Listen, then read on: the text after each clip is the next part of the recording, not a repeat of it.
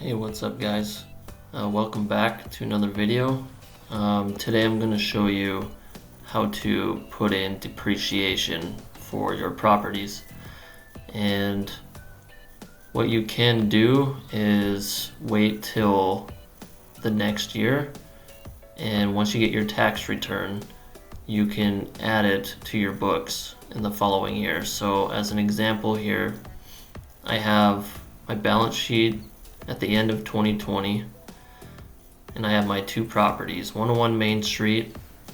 I have it broken up into land, building, closing costs, and any capital improvement that I made on the property. So you'll see 123 Oakwood Drive, I put in some money to put in the improvements, and you will depreciate that over time as you own the property.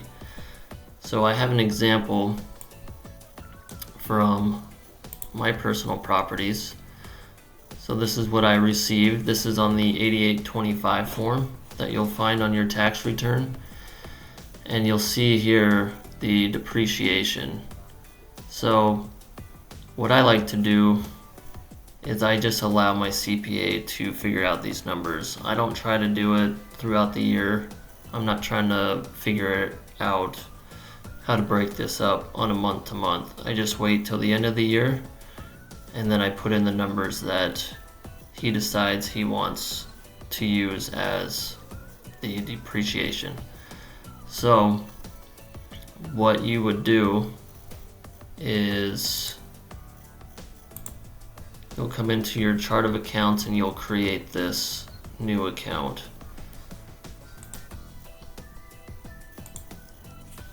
So we're going to say accumulated depreciation, and I'm going to put a number in here because I've numbered my real estate. I'll show you what that looks like.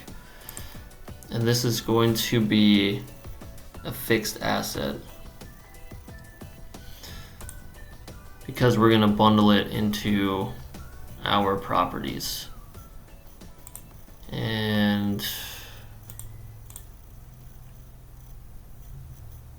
okay, we'll save this.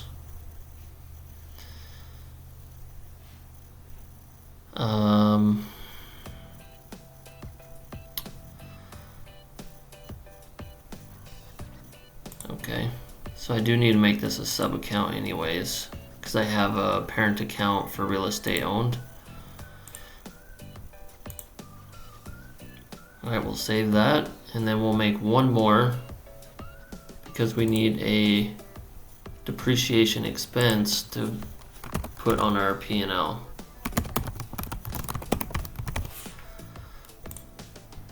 And we're going to use this as an other expense. And you'll see what it looks like on the P&L.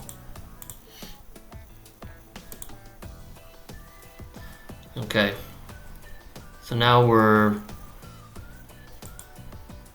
at the beginning of the next year. Whenever you get your taxes from your CPA, we're going to do a journal entry here, and we're going to make this at the end of the year. So we'll say 12/31. I'm doing the example in 2020, so we're pretending that it's 2021 now, and we got our tax return for 2020. And we'll just label this depreciation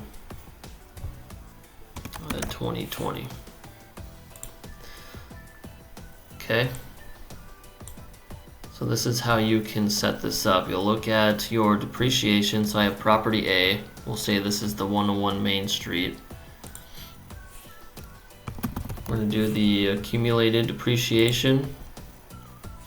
And because that is an asset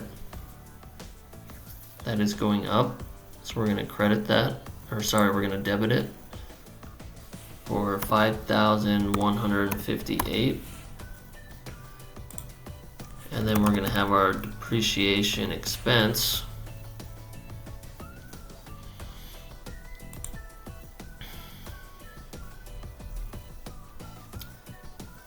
And we are going to credit that.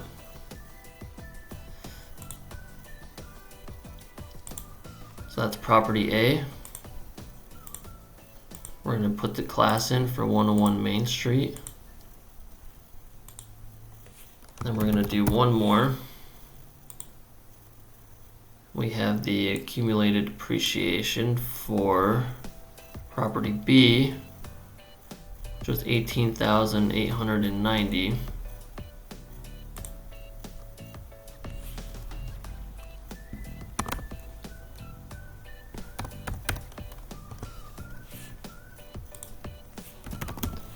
And then we'll put in the depreciation expense.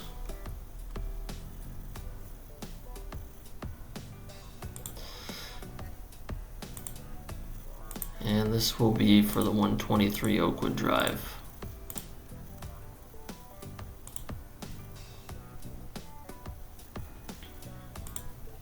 So let's go and look at the balance sheet here.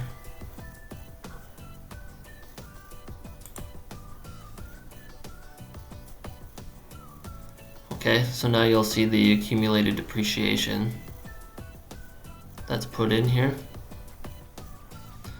Of course, this is going to be based off of the value that you and your CPA decide what the value is of your properties. The land, you don't ever depreciate. It's based off the buildings and what you put into the property. So now we'll go and split into the classes here. And now you'll see this accumulated depreciation that's split between the properties. And then we'll go into our P&L here.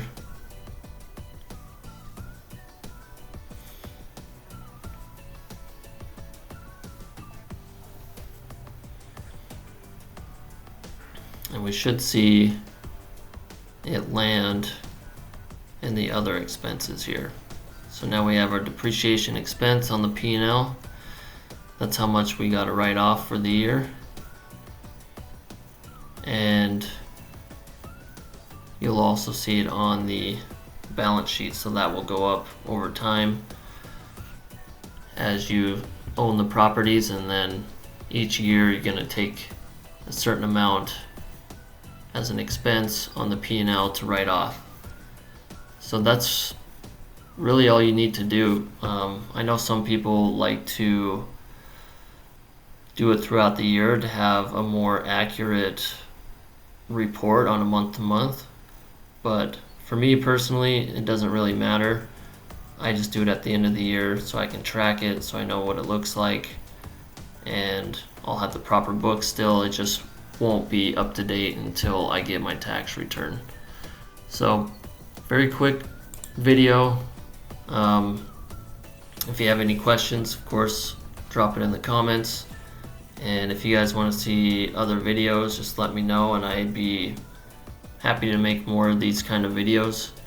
And it really helps me learn this as I go too, as I'm trying to build my bookkeeping business. This is a good way for me to learn, so please, if you want to know more and you want to see other videos that could help you, let me know. I'd be happy to do it. So anyways, I hope this helps, and I'll see you on the next video.